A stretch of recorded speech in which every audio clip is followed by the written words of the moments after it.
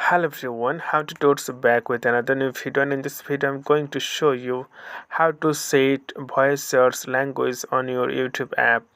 So for example, once you tap on the speaker, then you know that it's default English, but if you want to speak in other language like in your native language, then you can set the language, then YouTube understand.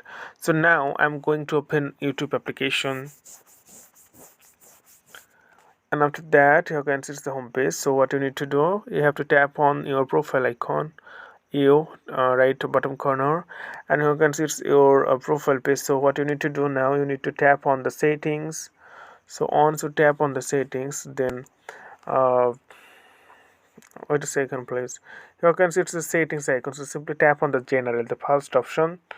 Once you tap on the general and scroll down, then here comes voice search language. So this one, voice search language, it means by default, it means if you use your phone English, then it's a default in English. It's other language, and it's will be other language. So simply tap on voice search language, then you will see many languages here.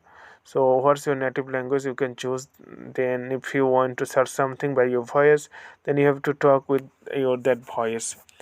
So okay friend, I hope this video is helpful for you. So today's number, and thank you for watching.